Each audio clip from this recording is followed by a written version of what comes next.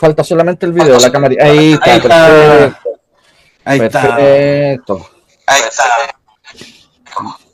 Ya, hable usted, Iván. Dale la bienvenida. Sí, oye, agradecerte primero en primera instancia, Luis. Muchas gracias por estar por nosotros. Ahí también se vienen sumando algunos amigos desde Argentina. ¿Estás con retorno, Luis? No, Se escucha por ahí. no, no. No, yo lo sé perfectamente. Ya, perfecto. Oye, saludar también ahí a Gabriel Hugo Angeli, que también se viene sumando desde Buenos Aires, Argentina. Así que me escucho a mí mismo, no sé, hay algo que está interfiriendo por ahí.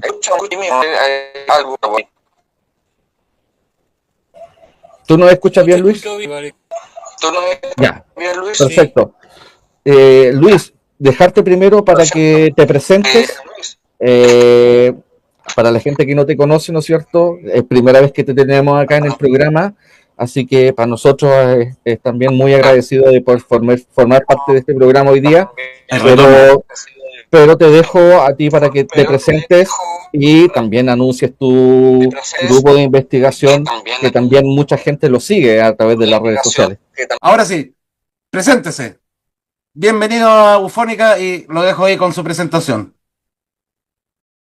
Bueno, mi nombre es Luis Burgos, investigo el tema del fenómeno ovni en Argentina desde el año 69.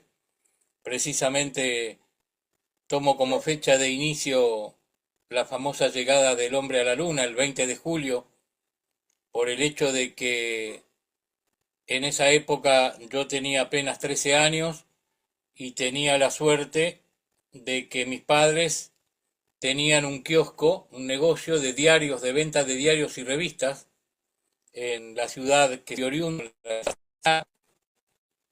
en la provincia de Buenos Aires. Y era una época de las grandes oleadas platillistas, toda la década del 60. Y cuando se anuncia la llegada a la luna, bueno, ¿para qué decirlo?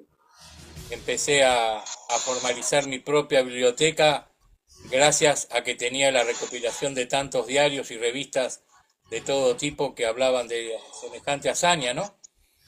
Y ahí empecé aquel 20 de julio a tener mi propia biblioteca, mis propias carpetas, empecé a comprar libros y tuve la suerte que le pedía a la directora del colegio de la escuela secundaria, donde yo estudiaba en la ciudad de Ensenada, que me deje dar charlas, no solamente sobre la luna, por lo que se acababa de vivir,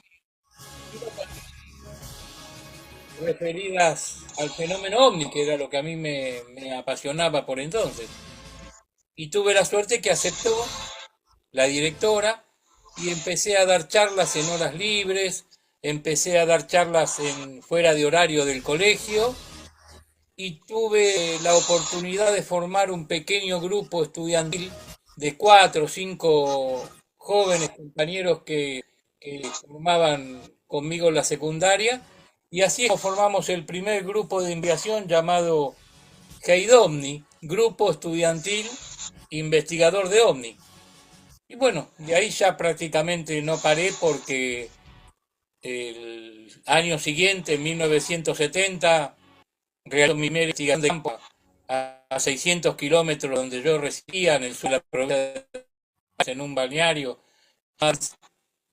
que después a la sazón ese caso que investigó fue el primer caso de humanoides acá en el país, porque yo investigo a 2 policías ya retirados en la década del 70, en aquellos años, y estos policías habían tenido un encuentro con humanoides y la nave estacionada, posada en el campo, en 1940, en una época que no existían los platos voladores. Y para mí fue el primer caso que me marcó a fuego porque después con el tiempo lo doy a conocer, la investigación, y reitero, lo tenemos en nuestros archivos como el primer encuentro con humanoides en el país, en una época donde, reitero, no existían los platos voladores. O sea, esta gente, estos policías que estaban viendo estos seres merodear alrededor del aparato que estaba posado en el campo, no sabían lo que estaban viendo, porque evidentemente no se hablaba de platillos, de platos voladores, de extraterrestres, nada.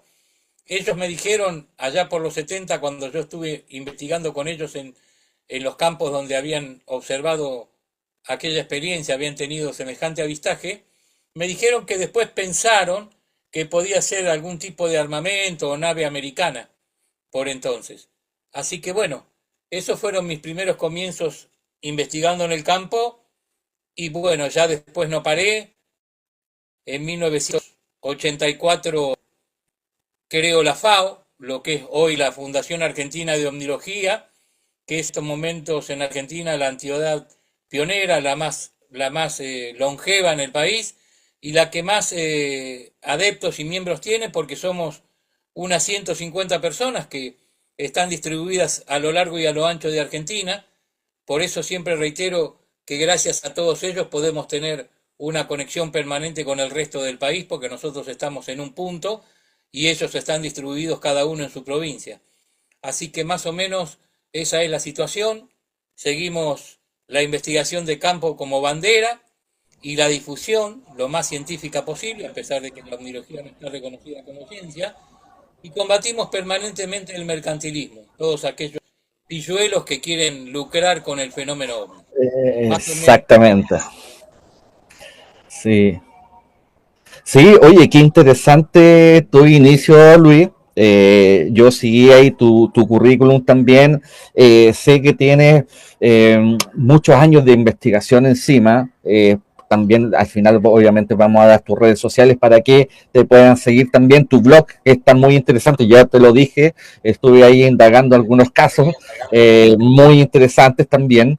Y bueno, básicamente teníamos esa, yo creo a lo mejor esa envidia de en cuanto a la ufología chilena, a la ufología argentina, que me imagino tú algo debes saber que de la ufología chilena, en qué etapa está hoy en día la ufología chilena. Yo también, por lo que más comentado, yo sé que está también en una etapa muy crucial la ufología argentina, con todo lo que se está viendo hoy en día, bien lo dijiste tú, en las redes sociales, en distintos canales, ¿no es cierto?, donde podemos ver varias situaciones que están muy alejadas de la realidad. Sin embargo, hay un tema que nosotros vimos justamente en el blog. Nosotros nos dedicamos también a la investigación en terreno, muy parecido a lo que haces tú, pero nosotros vamos a ir con visores nocturnos, vamos con un equipo detrás, digamos, de equipos de cámara, tratar de filmar algo, sobre todo acá en el Cajón del Maipo, muy a la cordillera de la región metropolitana, donde hemos grabado igual situaciones muy extrañas y otras que en un principio no pudimos darle una explicación y otras que sí le pudimos dar una explicación. Y ¿sabes lo que nos llamó la atención, Luis, de tu investigación? Algo que también lo vemos aquí en Chile, que son las famosas luces, como le llamas tú, Lucy, ¿no es cierto? Que nosotros le llamamos, a algunos le llaman acá LIA, nosotros le llamamos Flash, nosotros de distintas maneras le llaman en distintos países, ¿no es cierto? Y nosotros tenemos algunos registros también de eso que nos gustaría poder que nos explicaras a qué, mientras podemos ver algunos videos, a qué tú relacionas estos flashes que nosotros vemos en las noches, ¿no es cierto? Y sobre todo en lugares, digamos, que son más alejados de la luminosidad, todo de la contaminación lumínica.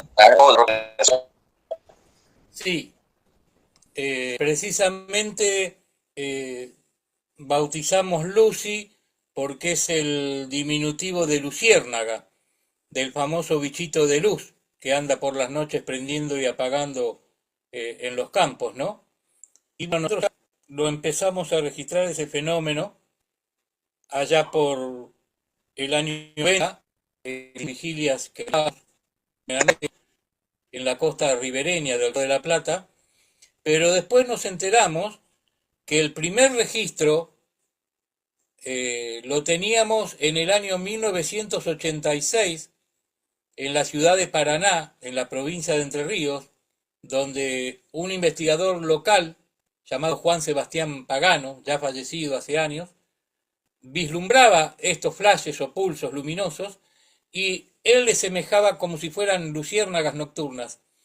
Y a mí se me ocurrió poner o adicionar el diminutivo de Lucy y quedó, y hoy en día estamos recibiendo todavía informes donde nos hablan de de estos pulsos o flashes en las noches, que las vemos permanentemente cuando hacemos vigilias nocturnas. Nosotros hacemos muchas vigilias nocturnas en los campos, en las rutas, en los parajes, en la costa del río.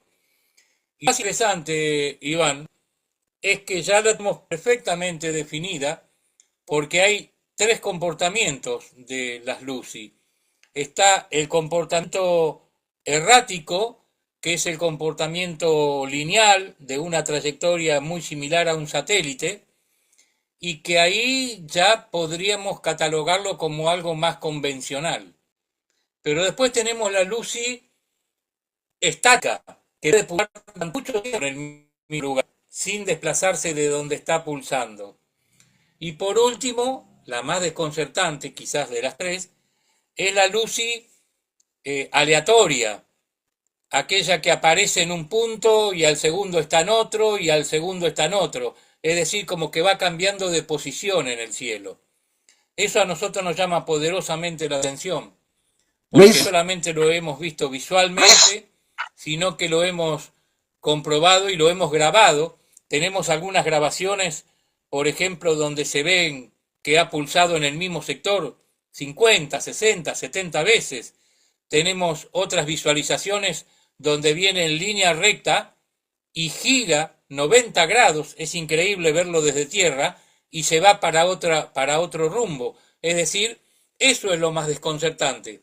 Ahora, la gran duda que tenemos nosotros de Lucy es la altura donde está estacionada y su tamaño, obviamente, porque en algunas jornadas nocturnas hemos comprobado a través de un simple largavista, un buen binocular, que cuando apaga la luz, el cuerpo se le ve.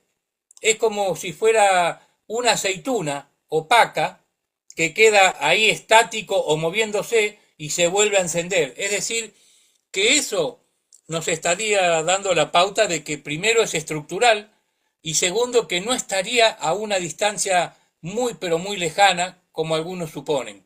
Otros obviamente dicen que está mucho más cerca de lo que la vemos. Sí, Luis. Lo que no nos satisface es la explicación oficial que nos han dado en distintos niveles de acá de Argentina, a nivel de astronomía y de radioastronomía cuando hemos consultado, que nos dicen que son láseres que tiran desde tierra y los hacen pegar en el espejo del satélite para hacer las mediciones, etcétera, etcétera. Podría estar respondiendo eso en algunas situaciones, pero no para una Lucy que hace un ángulo de 90 grados o para una Lucy que pulsa en un lado y al segundo está en otro. ¿Me explico? O sea, lamentablemente todavía para nosotros es un enigma, un misterio sin resolver, pero es realmente apasionante verla cuando aparece en noches oscuras y empieza a pulsar en un lugar. Bueno, es realmente maravilloso visualmente, ¿no? Sí, por supuesto, Luis. Mira, nosotros, como decía Iván, hemos salido durante mucho tiempo a vigilias. Nosotros más o menos del 2013, 2012, 2013 estamos en vigilias.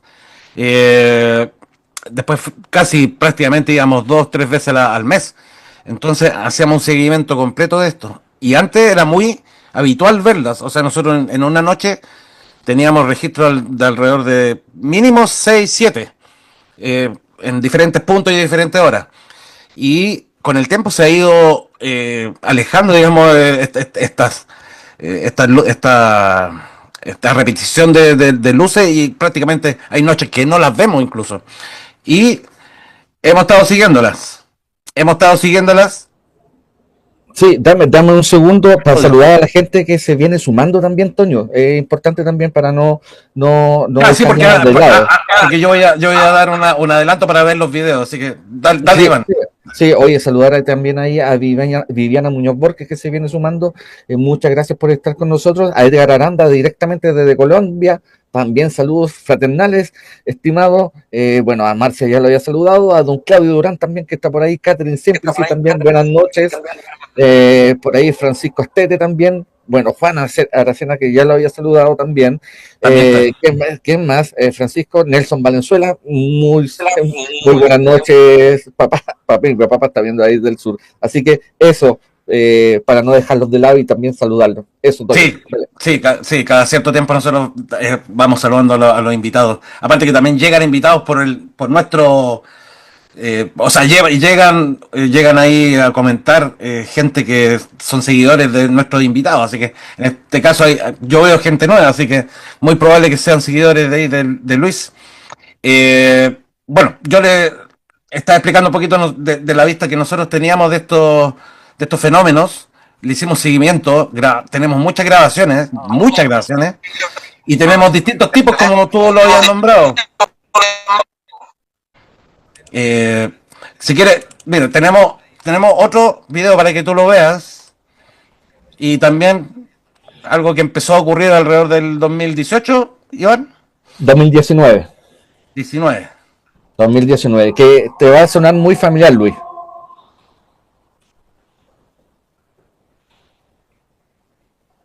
¿Te suena algo? Hay que ver la línea del que brilla más hacia la derecha. Los que van hacia la derecha van en línea. Exactamente. Ahí aparece uno. ¿Te parece algo conocido que hayas visto, Luis? Eso es lo que se está vislumbrando en estos últimos tiempos acá en el país y que se los confunde con los satélites Starlink.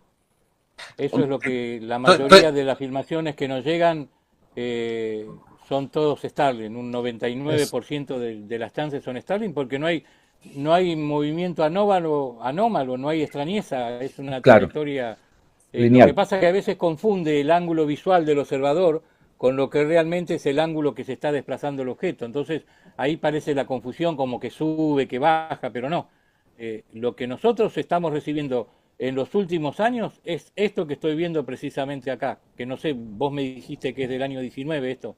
Sí, sí, esta fue la primera grabación que nosotros hicimos, Luis, y antes de destacar ahí el comentario de Francisco Valpro, dice, hay algo muy raro que pasa cuando ves un ovni muy claro y muy cerca, dice, luego del impacto viene la negación casi instantánea, ¿no es cierto? Una duda fuerte a pesar de que estás seguro de lo que viste. Difícil tema eso. Sí, efectivamente es difícil tema, como lo que nos pasa justamente con este tipo de avistamiento. Es diferente, a ver, nosotros cuando vamos a vigilar tratamos de ocupar toda la tecnología posible para poder darle una explicación al fenómeno. No estamos siendo negacionistas, sino que más bien una especie de, poniéndonos en primera instancia de la... ser un poco, ¿cuánto se llama? No negacionista, sino que escéptico, ¿no es cierto? Pero tratando de buscarle una explicación al fenómeno. O sea, a raíz de todo lo que nosotros indagamos y no logramos buscar una explicación, claramente eso lo decimos, no tiene explicación, ¿no es cierto? Pero aquí es justamente lo que estamos viendo, Luis. Esto fue el primer lanzamiento de Starlink que hubo el 2019 y esto fue la primera grabación que hubo de muchas posteriores, ¿no es cierto? Y aquí, claro, en primera instancia no sabíamos a qué se refería, a qué estaba relacionado este fenómeno. Para nosotros fue impresionante porque es un espectáculo muy bonito donde se cruzan estos satélites, ¿no es cierto? Y van de un lado para otro, alumbran Y muy el horario. grande el horario, pero finalmente a medida que fue pasando el tiempo le fuimos dando la explicación, después ocupamos la aplicación también Stellarium y en la aplicación Stellarium tú te fijas y te salen justamente los famosos satélites Starlink que empezaron a lanzarse desde 2019 y que hoy día hay más de 6.000 orbitando. Y de repente se cruza un Geos o por ahí otro satélite también que se alumbra, pero la mayoría son Starlink.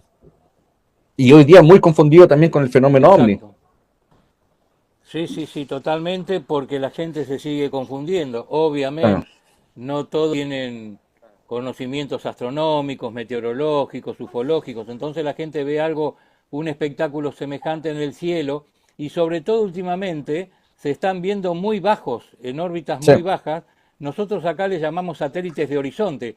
¿Por qué? Porque exactamente. antes, por ejemplo, cuando salíamos a las vigilias hace 20, 30, 40 años atrás, mirábamos para arriba. Hoy Eh, no eh, tenemos necesidad ni siquiera de mirar para arriba. Miramos prácticamente a la altura de nuestra vista, al 1,5 metros, 2 metros, y ahí los tenemos allá atrás sobre el horizonte. No es que están bajos, sino que están en una hora que visualmente, cuando Eso. salen del cono de sol y se iluminan, parece que se enciende y después se apaga y se ponen paralelas. O sea, es muy complicado hoy en día con semejantes lanzamientos porque hay que empezar a diferenciarlos.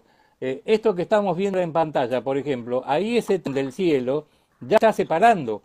Ese lanzamiento seguramente ya ha ocurrido Un 48 día, horas después del un primer día, 2 días, lanzamiento. claro. Exacto, porque ya dejan de ser un tren uno pegadito al lado del otro y ahora se van separando. Y después quedan flotillas de 5, de 8, de 10. Claro, un desprevenido lo ve en el campo abierto, un ruralista, un pescador, un cazador. ¿Y qué va a Es pensar? Que son impresionante. ovnis, obviamente. Sí, mira, Luis, hay una explicación que yo tengo a este tema porque se ven en el horizonte. Nosotros los vemos generalmente al sur-oeste, ¿ya? Exacto, exacto. Finalmente, ¿no es cierto? Finalmente es básicamente porque son los últimos rayos solares, siendo que los satélites Starlink están algunos un poco más arriba que la estación espacial internacional, que Sí, son arriba de 420 kilómetros de altura aproximadamente. Entonces, sí están en una altura considerable, pero se ven en el horizonte. Se ven en el claro, horizonte porque son los últimos rayos solares que pegan, digamos, y por eso exacto, alumbran hasta tarde en la noche, ¿no es exacto. cierto?, en la madrugada, Sí, sí, porque sí. son los últimos rayos solares que logran captar estos satélites. Después, nosotros en verano, por ejemplo, luego de las 2, de las 3 de la mañana o 4 de la mañana, ya no se ven, pero Exacto. son los últimos rayos solares que le pegan, por eso es que se ven al horizonte, ¿no es cierto? Y como tú dices, nosotros estábamos acostumbrados desde chicos, ¿no es cierto?, a mirar al cenit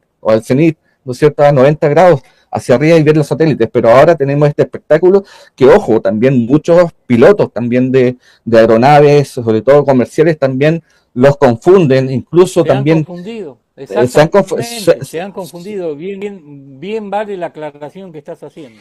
claro, y no solamente de aeronaves, también como se ven en el horizonte, uno los ve a nivel del mar, ¿no es cierto? Y también por barcos o por buques también confundidos, ¿no es cierto? Estas luces que Sí, son sí, muy sí, extrañas, totalmente, claro. totalmente de acuerdo. Ujú.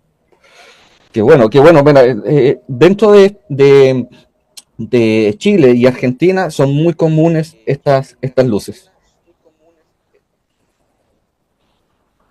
Permanentemente, permanentemente estamos recibiendo este tipo de videos acá en el país y generalmente la dirección es hacia el sur, sur, sudeste, Sí, sudoeste. Sí, exactamente. exactamente. Oye, ya, para pasar a otro extraño, nosotros hicimos una grabación en el año 2014 de algo muy extraño que nunca más lo vimos. Tenía movimiento lineal parecido, o sea, similar a satelital, pero traía una configuración especial. ¿Ya? Y eso es lo extraño y que nunca lo vimos antes ni después, solamente una vez.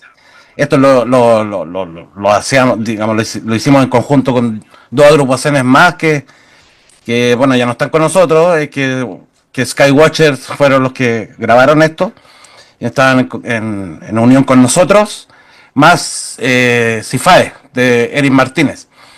Y esta grabación la hicimos, habíamos pocas personas en el lugar y no nos dimos ni cuenta y había un monitor que estaba presentando un movimiento porque ya era amanecer casi ahí, y nos encontramos con esto para que lo veamos aquí.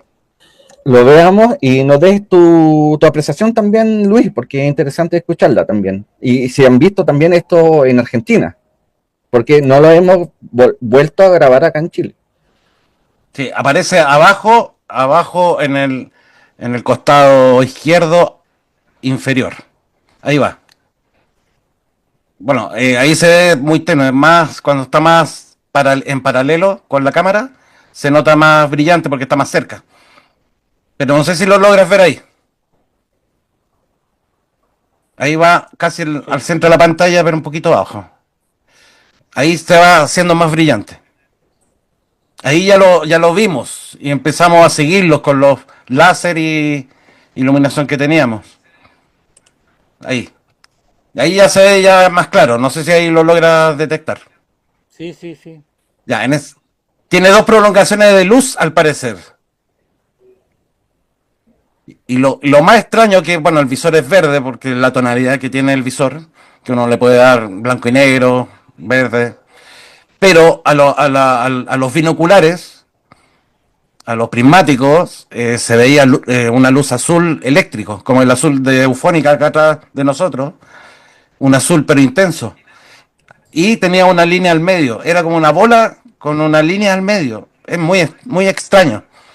Sí, es muy Y curioso. claro, y si hacemos una comparación de un satélite, esas luces deben ser kilométricas, o sea, no sé, 20 kilómetros el haz de luz que lleva, cosa que es muy extraño que un satélite lleve luz, no, imposible, casi, Sí, sí. y que sea La reflejo del verdad sol, es muy interesante la filmación, ¿eh? claro, y si nos fijamos, los haces de luz que lleva van en coordinación, ¿cómo se puede decir? Con la dirección que lleva. Si va en Claro. paralelo, van en paralelo las luces. Si va para abajo, van para abajo las luces. En ningún momento apuntan para otro lado. O sea, es como un vehículo, como un auto. Un avión. Exacto, Claro, que va iluminando hacia exacto. adelante y hacia atrás. Ahí se ve, pero clarísimo.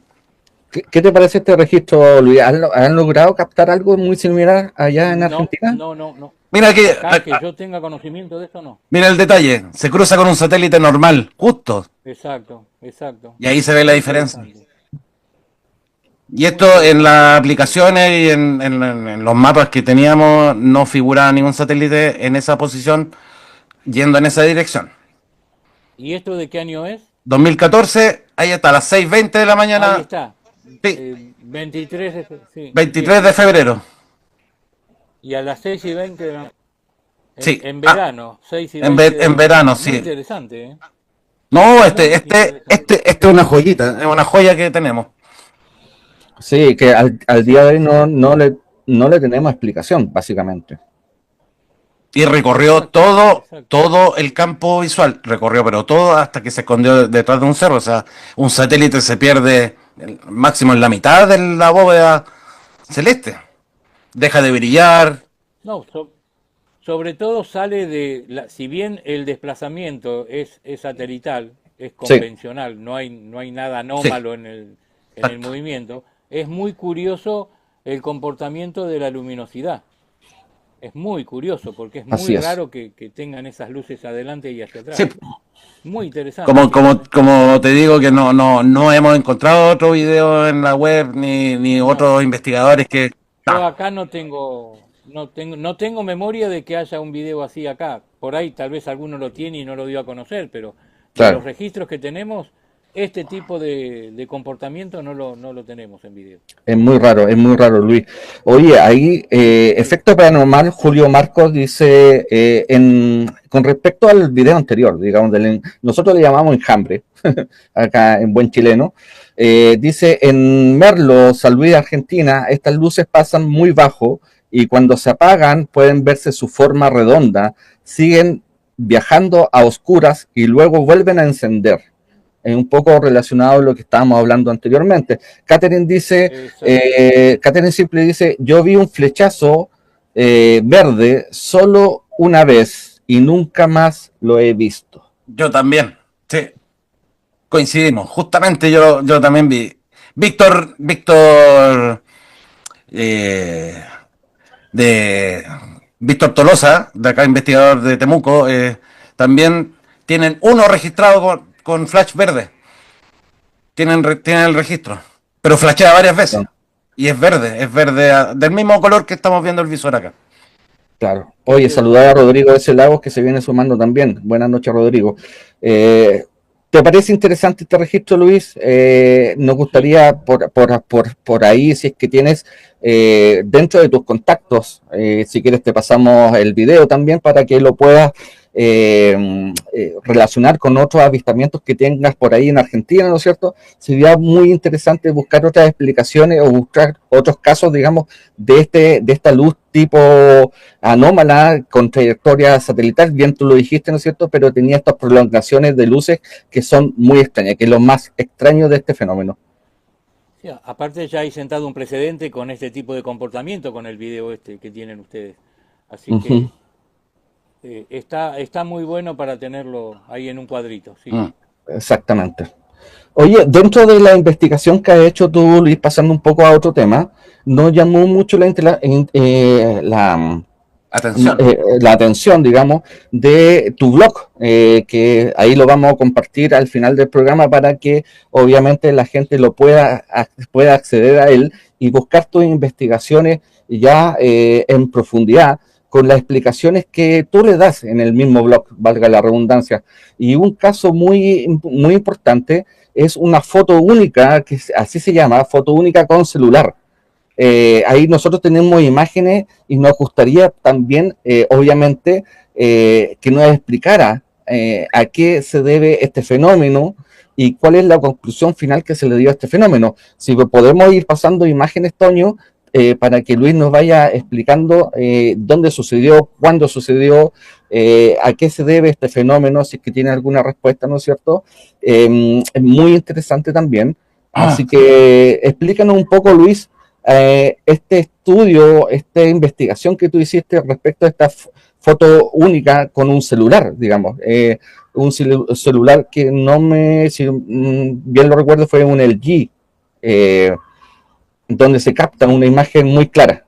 Sí, el tema fotográfico, vamos a hacer la aclaración que es muy complicado dentro de la parte como evidencia del fenómeno OVNI, porque más hoy en día con las ediciones y los retoques, y bueno, eh, nosotros en ese momento cuando recibimos la foto nos llamó poderosamente la atención que la había sacado un chico en la provincia de Córdoba a través de la ventana y hablamos incluso con la madre para descartar cualquier tipo de manipulación con la foto o un chico que puede hacer algún Claro, tipo de broma, ¿no? Y no, la madre nos dijo que no, que el chico la había sacado con el celular, un celular común como tenemos todos, y para nosotros fue un documento muy interesante porque era hoy en día está todo el mundo con el celular, pero en esa época, hace ya unos años atrás, era más complicado y más sacar un ovni tan cercano con un celular. Pero vamos a claro, hacer la aclaración después de esta foto porque se trató de un fake. O sea, eh, vaya a saber cómo lo el trencito y puso una aplicación de una foto que andaba dando vuelta por otros lugares y la incorporó ahí mismo en la pantalla del celular y bueno, y quedó como si fuera algo realmente eh, asombroso porque es una foto cercana, un ovni diurno, a pocos metros del lente del celular a través de la ventana de la casa de este jovencito. Así que claro, después hicimos la aclaración.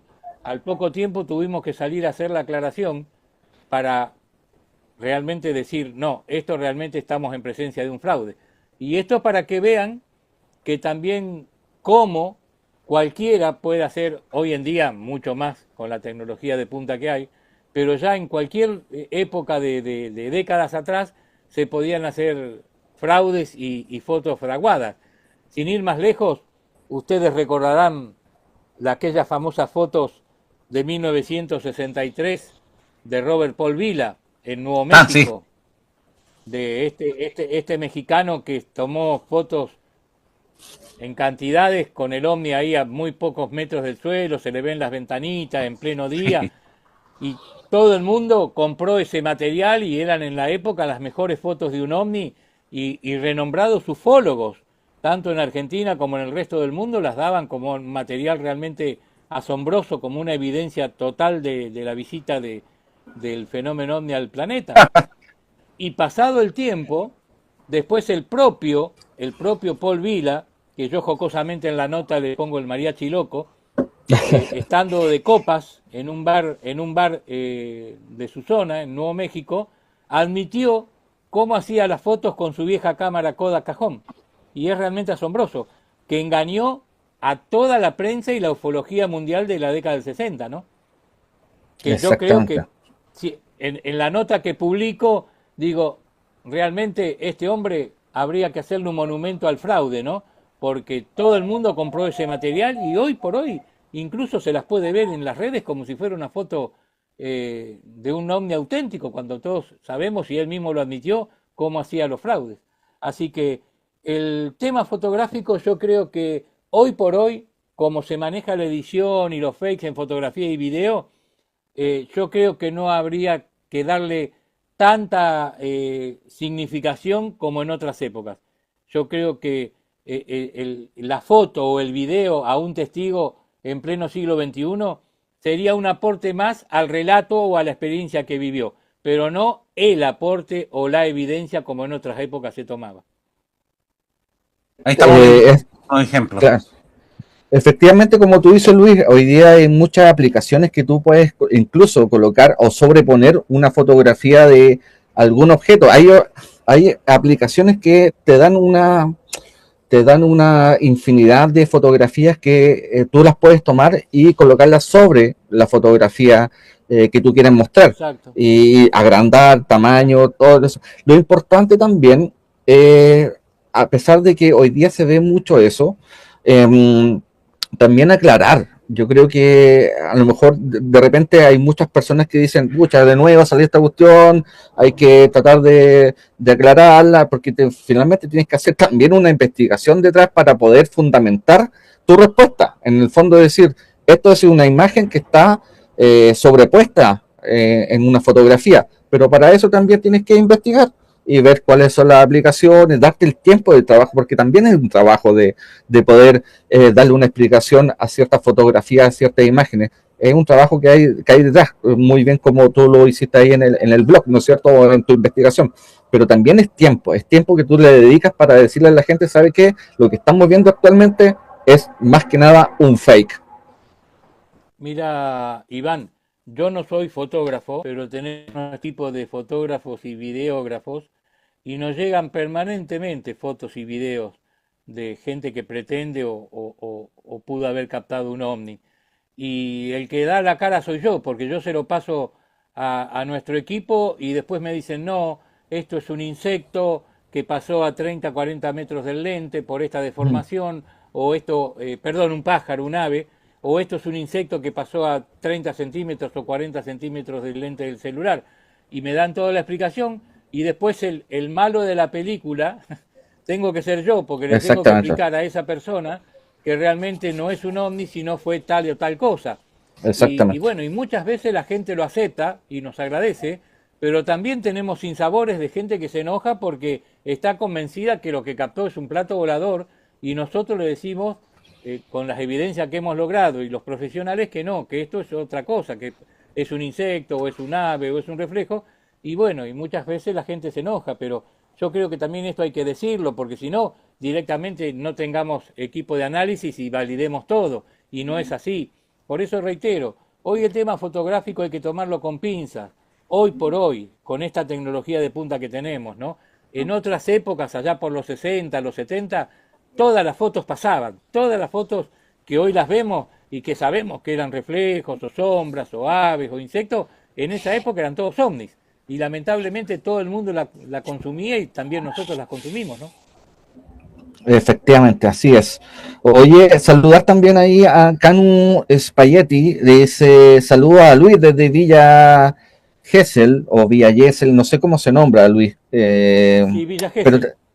Villa Gesell. Justamente te está enviando saludos también ahí, que se viene uniendo también a la transmisión. Dice, existió en el 2018 registros de mutilación de ganado en la zona de la Araucanía. Bueno, vamos a tocar ese tema luego para no adelantarnos a nuestra pauta que tenemos, ¿no es cierto? Pero también sería interesante tocar el tema de las mutilaciones y qué piensas actualmente de las mutilaciones. Pero antes de pasar a eso, también tenemos otra investigación que tú hiciste, Luis, dentro y que aparece justamente dentro de tu blog, que se llama El intruso aéreo de Mechita. Mechita es una localidad pequeñita, ¿no es cierto?, cerca de Córdoba, si no me equivoco, Luis, ahí tú corrígeme, ¿ya? Pero también se hizo una investigación detrás para poder llegar a una conclusión. Y a eso me refiero un poco, que hay que dedicarle tiempo a esto, a hacer investigación, porque si no tienes un fundamento para poderlo explicar, finalmente esto pasa y mucha gente lo sigue creyendo, ¿no es cierto? Y se queda solamente con una visión. Exacto. No, Mechita queda dentro de la provincia de Buenos Aires, Ya, perfecto. dentro del partido de Bragado, a unos menos de 300 kilómetros de La Plata, de donde está en este momento. Y fue una investigación que nos llevó bastante tiempo, porque fue muy interesante primero dar con el paradero, con el testigo, una persona de mucha confiabilidad, Diego Sarkis, que fue el que observó el triángulo, y realmente para nosotros fue una sorpresa porque nos encontramos dentro del cúmulo de fenómenos triangulares que tenemos una tabla estadística de unas 250 apariciones de triángulos en Argentina desde el año 57 a la fecha, y este tuvo la particularidad, no solamente que fue negro, como el 90% de los triángulos que han aparecido acá en el país, sino que las tres luces que tenían sus vértices giraban en sentido contrario a las agujas del reloj. Ahí estamos viendo la reproducción. Tenía tres luces rojas en sus vértices, pero lo positivo es que giraban en contra de las agujas del reloj. Y tenemos también otro caso, probablemente en la localidad de Banfield, dentro de la provincia de Buenos Aires, que ese triángulo hizo el mismo efecto, es decir, que pudimos unir el comportamiento de este objeto triangular con aquel otro que lo teníamos en el año 92, porque claro, decíamos, ¿cómo si teníamos apariciones de este tipo de objetos girando en contra de las agujas del reloj? Bueno, este objeto hizo lo mismo que lo que ya había hecho otro también en la provincia de Buenos Aires en el año 92. Y eso es lo importante de la investigación, cuando uno compara no solamente la omnilogía correlativa el mismo día en distintos lugares, sino también la omnilogía comparada. Yo siempre digo que el fenómeno ovni se basa en antecedentes, o sea, es muy raro que aparezcan cosas nuevas. Por eso es lindo comparar, cotejar la última aparición, el último fenómeno, con los fenómenos que tenemos almacenados de décadas anteriores en nuestro banco de datos, que dicho sea de paso, te digo, Antonio y Iván, tenemos unos 6.000 casos documentados desde el año 47 a hoy en Argentina, que no quiere decir que sean 6.000 extraterrestres ni 6.000 casos positivos de ovni, sino que son 6.000 denuncias extraídas de la prensa de entonces, de colegas ufólogos, investigaciones nuestras propias, reunimos y almacenamos en nuestra propia computadora 6.000 casos y de ahí sacamos los patrones de cómo mueve el fenómeno ovni en el país o cómo se movió, los horarios, los rumbos, los testigos, la morfología, el comportamiento, las actitudes, los colores. ¿Me explico? O sea, el fenómeno nos ha mostrado todo en la mesa. Corina, las mejores pastillas, la mejor comida, saber decirlo, saber interpretarlo. ¿Ah? Claro. Por eso tenemos este banco de datos donde tenemos todos los fenómenos recurrentes, toda la estadística la volcamos con comparaciones y con estudios y con hipótesis. Sí, mira, interesante lo que tú dices, Luis, porque, mira, tú lo dijiste antes, el fenómeno ovni va en retirada. Yo creo que hoy en día estamos muy susceptibles a imágenes que aparecen en las redes sociales y que literalmente se tildan de objetos voladores o fenómenos extraterrestres, más que objetos voladores no identificados, ¿no es cierto? Sino netamente extraterrestres, perdón. Entonces, finalmente, lo que vemos hoy en día, básicamente la mayoría de estos registros son fake, son cosas que tienen una explicación detrás, ¿ya? Pero no sé si tú crees lo mismo, que a lo mejor puedo creer yo, que el fenómeno ovni podría haber evolucionado para ti, Luis, que desde ver platillos que antiguamente veíamos, ¿no es cierto?, en los años 80, 70, ¿no es cierto? Actualmente se habla más de esferas. Ya nosotros tenemos también en nuestras vigilias en terreno, en Cajón del Maipo, registros de algunas esferas que no tienen explicación, pasando en el horizonte y que se alejan a gran altitud, pero ¿el fenómeno ovni mutó o finalmente va en decadencia? ¿Qué piensas tú, Luis? Nosotros con el estudio que hicimos, que terminamos el año pasado y que lo dimos a conocer y que nos trajo bastante polémica y problemas y gente que no está de acuerdo, hasta nos han insultado, una cosa realmente insólita porque, como yo siempre digo, esto para muchos es un estilo de vida, para otros un hobby, para otros le dedican toda la vida investigando, pero acá nadie mató a nadie, es todo para polemizar y está todo, la opinión de cada uno hay que respetarla, ¿no? Pero bueno, a muchos no les gustó lo que dijimos porque largamos el tema de la extremaución del fenómeno OVNI y hablamos exclusivamente de Argentina. Cuando nosotros terminamos ese estudio que hicimos analítico de la casuística y que vimos que hay una retirada atroz, lo dimos a conocer, bueno, te reitero, tuvimos muchos sinsabores y los tenemos, porque hay gente que se resiste a creer que el fenómeno OVNI se retiró. Por eso decimos la extremaución. ¿Qué es la extremaución? Es la agonía. Después de la extremaución, después de la agonía, obviamente que sobreviene la muerte. Y estamos muy próximos a ese capítulo final. Ahora, ¿qué pasa? Yo hablo, Antonio, Iván, yo hablo de Argentina porque lo tenemos a mano, porque lo hemos recorrido el país en 56 años que llevo investigando el fenómeno OVNI en el campo. Yo no puedo hablar que se retiró en Chile o en Uruguay o en Perú o en Brasil o en Estados Unidos, porque nosotros no estamos investigando y trabajando en estos países. O sea, estaría bueno que cada uno haga una investigación propia, los ufólogos o la ufología de cada país, y el día de mañana se pueda hacer alguna convención y unificar estos criterios. Nosotros presentamos este trabajo porque no tenemos ningún tipo de duda de que el fenómeno está en retirada, pero no de ahora, de estos últimos meses y últimos años. El fenómeno está en retirada acá en Argentina desde hace ya 15, 20, 25 años. Es como si hubo un clic con el cambio de siglo o de milenio. Hubo una ufología del siglo XX, maravillosa, que corríamos de un campo a otro para investigar humanoides, huellas en los campos, naves abducciones, nodrizas, muchas. teletransportaciones, abducciones, seguimientos a móviles, objetos submarinos. Y hay otra ufología que no tiene nada que ver a partir del año 2000 hasta ahora, que nos muestran cosas totalmente no convencionales, pero que no encajan dentro de aquella ufología que tanto investigamos y que añoramos. Entonces, esto lo venimos viendo ya desde hace tiempo y ahora llegó el momento de decirlo. Yo incluso hemos hecho algún tipo de desafío en las redes como para, si algún ufólogo está en contra de lo que decimos, nos refute, pero que nos refute con datos. No, yo creo o para mí es esto. No, no, que nos refute con datos, con papeles en regla, como lo hacemos nosotros estadísticamente. Entonces, ¿qué pasa? Si nosotros decimos, lo primero que se retiró, el fenómeno humanoide, acá en Argentina hace años que no tenemos un caso de humanoide, de aquellos humanoides que asolaron el país.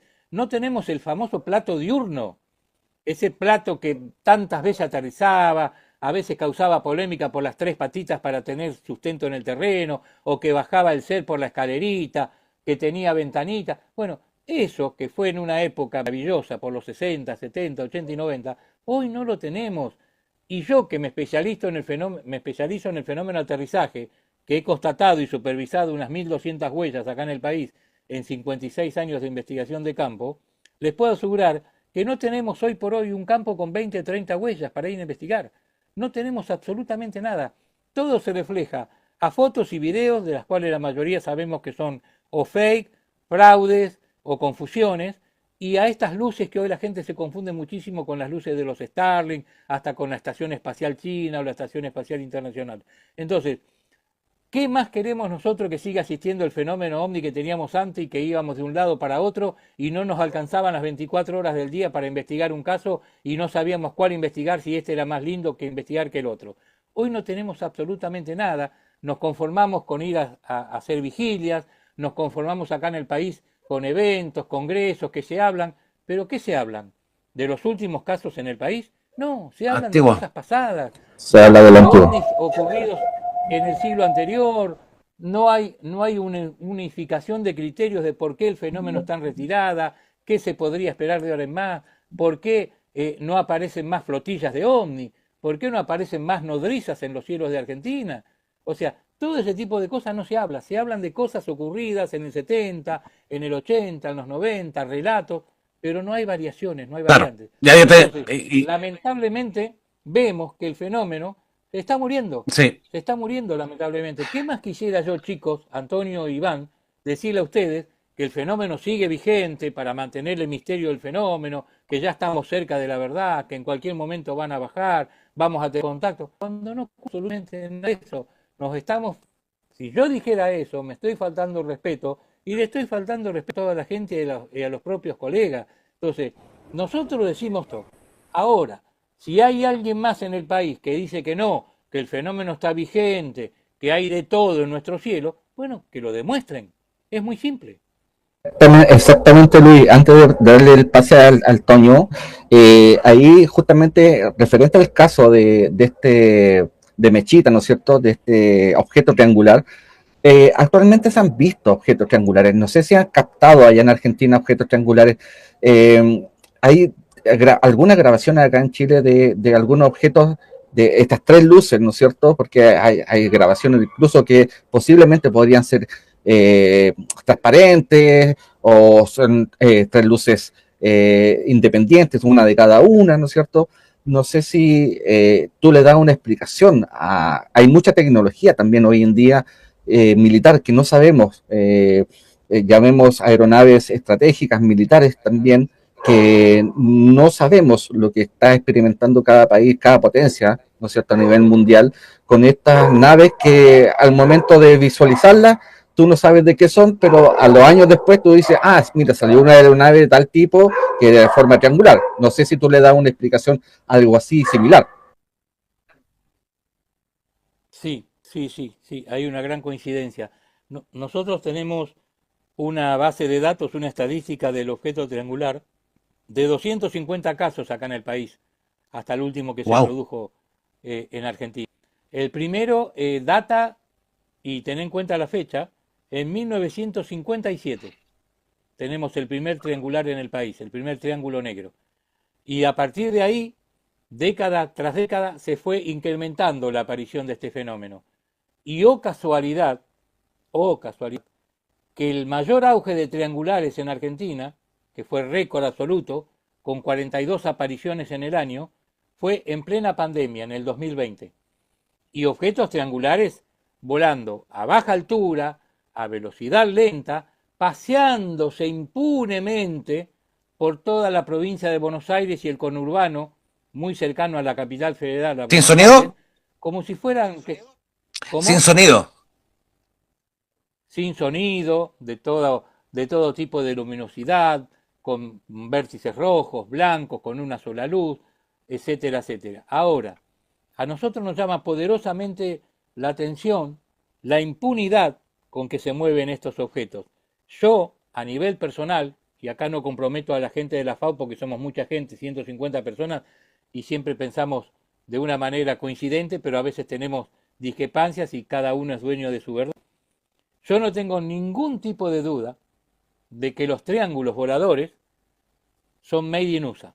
Ah, De allí, de allí la impunidad del gobierno argentino. Y acá cuando hablo del gobierno argentino, voy a hacer la aclaración que acá no hay partidismo político absoluto. Cuando yo hablo del gobierno argentino, hablo del gobierno argentino de todas las décadas, tanto gobiernos civiles de distintos partidos políticos o gobiernos de acto, gobiernos militares.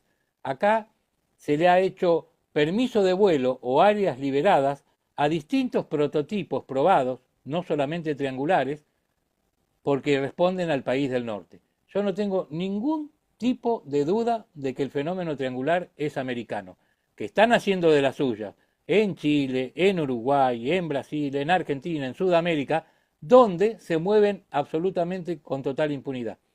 Esa es mi opinión personal.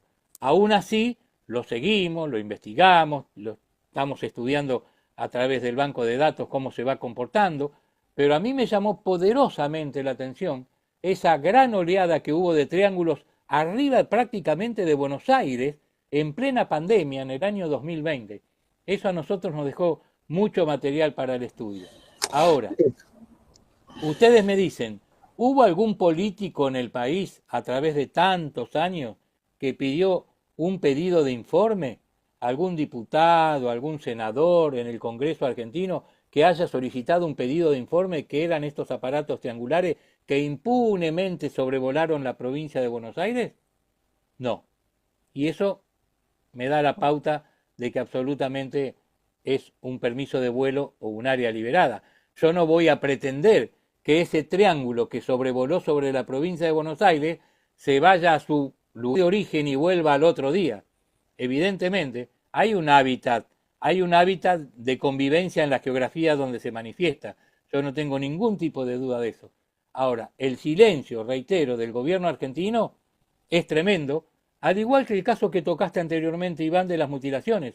Yo hasta ahora, desde que venimos investigando mutilaciones, desde el 2002 hasta ahora, ya pasaron 23 años, con centenares de casos de mutilaciones de ganado en el país y que nunca se cortaron del 2002 a la época, permanentemente tenemos denuncias de los productores que ya prácticamente no hacen la denuncia ni a la policía porque no hay ningún tipo de respuesta oficial. Tampoco hubo ningún tipo de pedido de informe de ningún senador, ni ningún diputado, ningún político de turno que diga, señores, a ver, formen una comisión para ver qué está pasando en los campos de Argentina con estos animales mutilados y con los productores que han perdido planteles de 20 y 30 animales. ¿Me explico? Entonces, las mutilaciones y el fenómeno triangular, yo no tengo ningún tipo de duda que responde al país del norte. Perfecto. Toño, para no dejarte ahí pendiente, ¿te ibas a consultar o ibas a decir algo?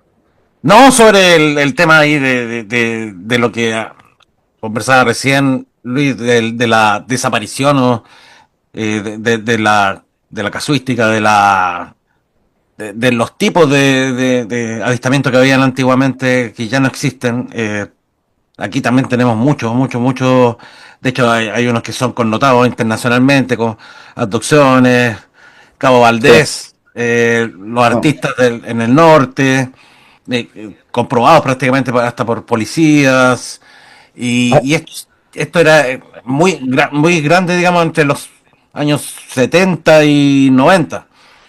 Prácticamente desaparecieron, o sea, solamente algunos, aquí hemos tenido invitados, digamos, que nos han contado su experiencia y nos han dicho internamente, pero no ha sido algo que se ha viralizado, por lo tanto no hay más datos, solamente el dato que nosotros le damos aquí la oportunidad a la gente, nosotros principalmente les creemos, o sea, no en ningún momento tenemos duda de lo que nos están diciendo, ya son experiencias personales.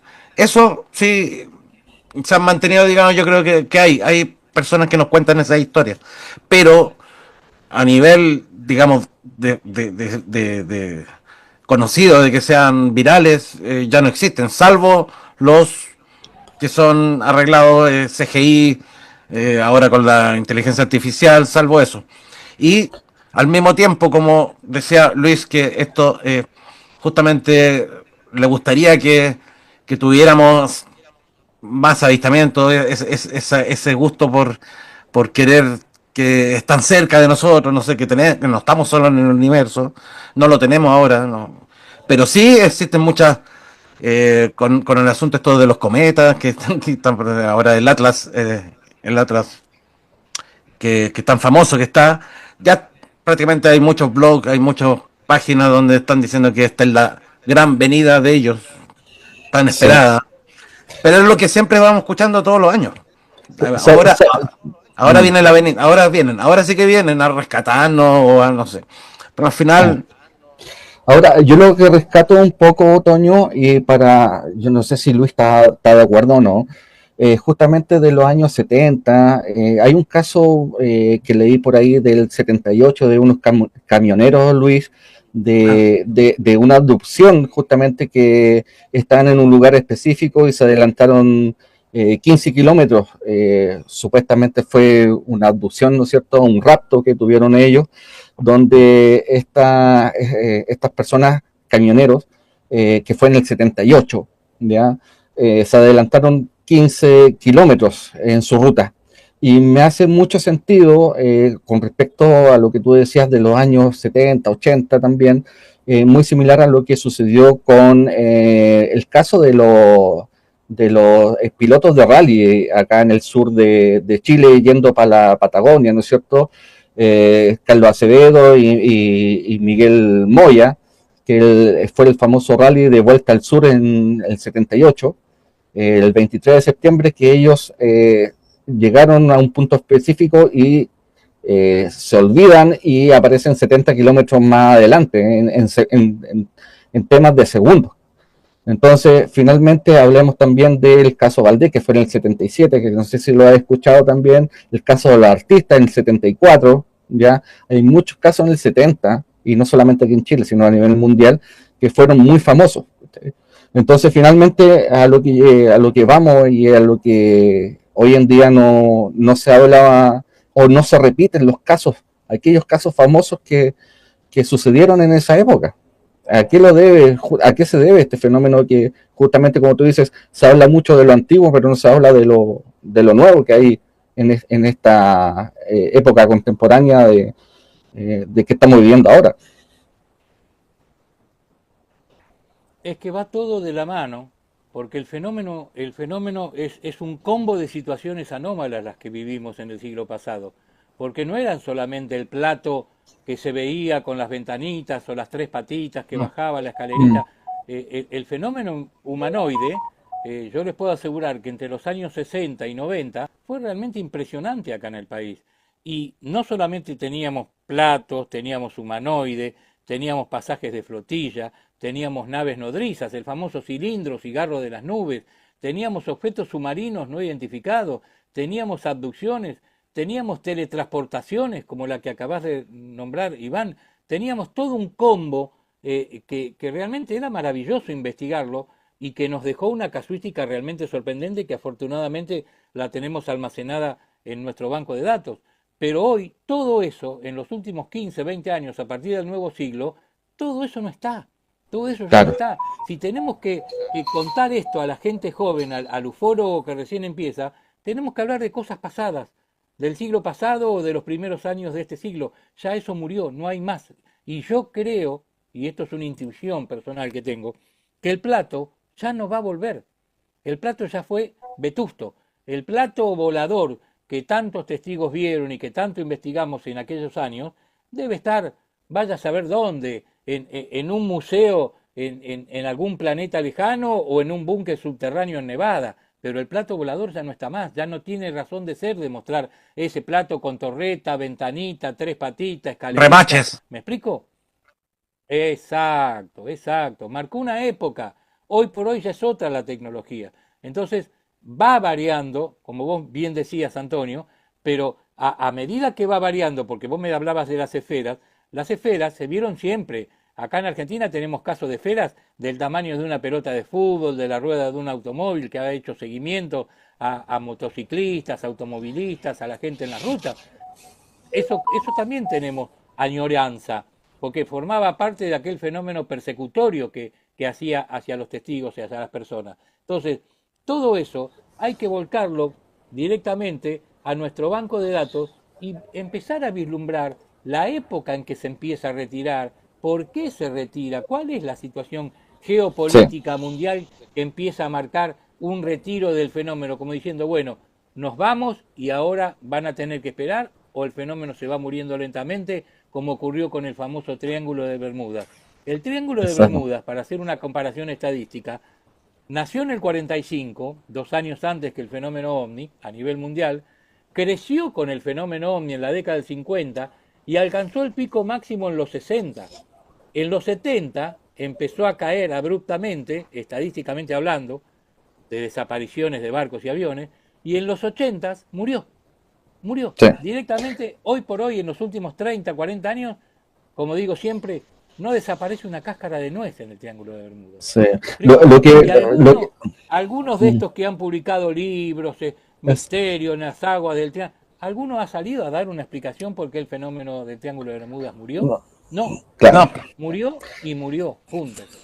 Sí, pues, hoy día vemos el famoso History Channel. Bueno, la película que lo retomó fue Encuentro cercano del tercer tipo, ¿no es cierto?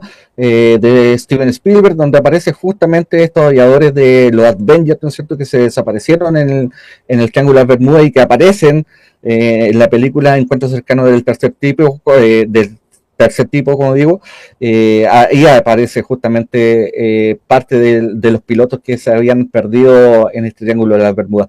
Oye, Luis, para ir también leyendo la caja de comentarios, había una pregunta muy interesante. Bueno, leer ahí también a efecto paranormal, dice Luis Dique Piscuyaco, hay actividad de luces nocturnas sobre el lago.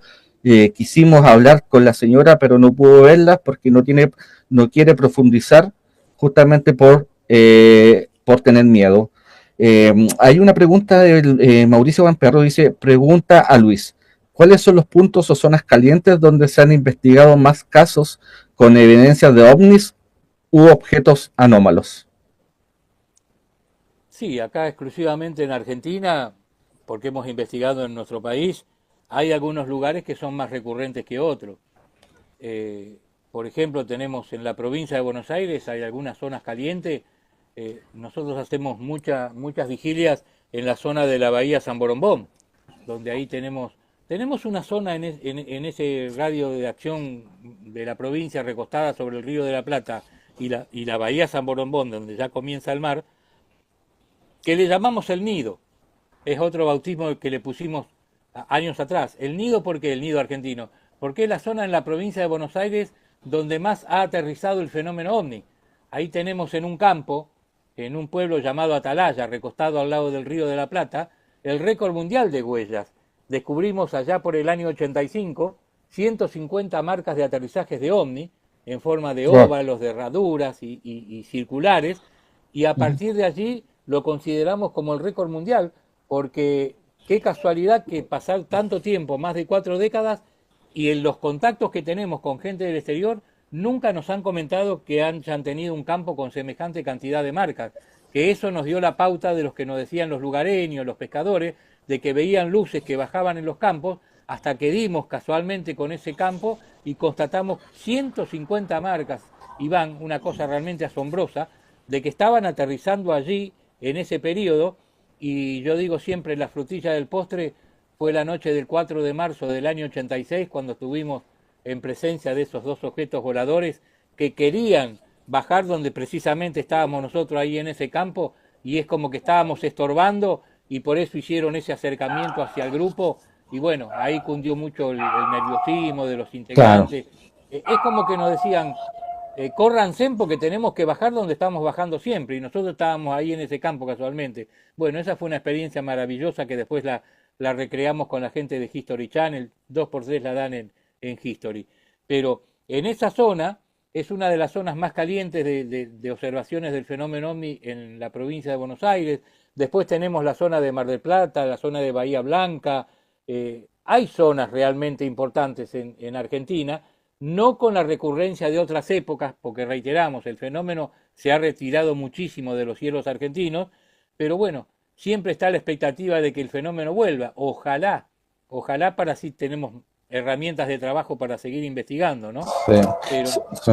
reitero, esto yo creo, no sé el tiempo que tenemos, pero me gustaría dejar como mensaje tanto a Iván como a Antonio, de poder trabajar en conjunto con las herramientas que tenemos de la casuística y ver a qué se debe esta retirada, que yo creo, es lo que vislumbro por lo que vemos en las redes, que no hay casos tampoco en otras partes de Sudamérica, porque siempre le digo a nuestros compañeros de FAO, si hubiera casos importantísimos en Estados Unidos o en Europa, por ejemplo en España, que tiene mucha casuística, nos enteramos al instante porque las difunden por las redes.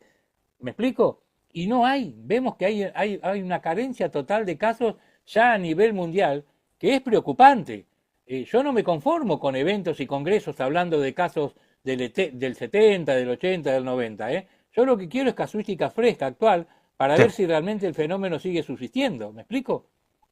Sí, por eso que nos dedicamos a las vigilias, para ver si logramos algo nuevo, porque en realidad esto aburre un poco, aburre estar escuchando lo mismo de los casos. Nosotros hemos dado algunos casos antiguos acá, en el programa, pero le damos un toque distinto, más histórico, un poco interno, digamos, de quiénes fueron los afectados, qué sé yo, pero no como algo global, digamos, como lo que siempre se ha contado en los eventos, en la prensa, y le hemos Sí. querido dar ese toque nomás, nada más porque son emblemáticos, más que todo. Sí, efectivamente. Oye, antes de terminar, solamente también explicar un poco de lo que habíamos hablado anteriormente, de este fenómeno en pandemia. Bien lo dijiste, Luis. Yo creo que en pandemia estábamos mucho más propensos, debido al encierro, ¿no es cierto?, a observar nuestro entorno, a observar, digamos, el cielo. Ya vimos que también hubo reacciones a nivel de naturaleza, ¿no es cierto?, a ciertos niveles, ciertos caudales de ríos se limpiaron. Nosotros estamos, a aquellos que viven en casa, en el campo, de repente se salía al patio a observar el cielo, justamente cosa que de repente en no pandemia no se hace, digamos, y en pandemia justamente estamos más propensos a poder observar ciertas cosas que en la vida común, en normalidad, no lo podemos ver. Yo creo que eso también influyó. Hay muchos avistamientos en pandemia que dejaron de verse a medida que fuimos volviendo a la normalidad. Y yo creo que eso también forma parte importante de lo que vivimos en ese momento. Bien, bien. Sí, sí. Bueno, eso, Toño, no sé si tienes Sí. alguna... No Oye, solamente... ¿Ah? no, agradecer ahí a Francisco Valpro, también que está comentando, según Info dicen que lo han buscado por todos lados, y un reporte Urma dice que su planeta fue invadido y ahora solo hay Maitre y Trans de Orión. Lo digo como dato, no como verdad, por si acaso. Ya, perfecto, Francisco. Oye, yo por mi No, parte agradecer, ya estamos llegando al final del programa, yo por mi parte agradecer a Luis Burgo, eh, antes de despedirnos, que nos entregues, bueno, ahí Toño está colocando en las redes sociales justamente, tanto de Eufónica como también el blog de Luis, y donde te podemos seguir, Luis, para compartir a la gente y que te siga también, y que siga tus investigaciones. ¿Cómo no? Sí, en Facebook, que es lo que yo manejo personalmente y respondo a toda la gente, porque después lo derivamos a otros medios. Me pueden ubicar como Luis Burgos, entre paréntesis dice seguime en Omni. Luis Burgos, entre paréntesis, seguime en Omni. Nuestra página de la FAO se llama Alta Extrañeza. Y después tenemos nuestro canal en YouTube, el canal Luis Burgos, y nuestro blog que es Omni Siglo XXI. Esas son prácticamente las redes que más manejamos y que más difundimos. Perfecto, perfecto. ahí está el canal de YouTube también ahí. No, no está fijado el blog. Pero ahí están bueno, si ustedes lo ubican también por Face o por una búsqueda, le ponen Luis Burgos, le va a aparecer, digamos, lo más probable es que le aparezca el blog de Luis Burgos. Generalmente la búsqueda es automática, así que Exacto. eh, Sí, lo sí, googlean, lo googlean. Sí. también se puede googlear, así que lo pueden buscar. Está en las redes sociales, es amigo de nosotros en las redes sociales también, así que los que les gusta esto generalmente van a hacer se hace la conexión. Y por mi parte también agradecerte el, que nos haya aceptado la invitación a estar un ratito aquí con nosotros conversando, porque no, eso pretendemos, que sea entretenido, que no sea una entrevista así tan fría. La idea es comentar y ver algunas similitudes y todo en los dos países, porque siempre tenemos como lo que estamos hablando de la retirada, o también de algunos sucesos durante tantos años que también ocurrieron acá. Y es muy parecido, como dice a lo mejor en otros países. Quizás Latinoamérica en general es como funciona como bien parecido con todos los países, ya sea Brasil, que también tienen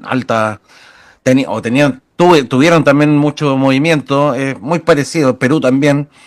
Y eso, yo agradecido de que nos haya aceptado, y obviamente dejamos la invitación para un futuro programa para que quizás profundicemos algunos de los temas. Puede ser también el tema de la retirada o de la poca movimiento que hay, y darle un poquito más de tema ahí, porque y recordar quizás los temas emblemáticos también que han ocurrido, así como recién lo comentaba Iván, el caso del rally, que es como común entre Chile y Argentina, de los camioneros también.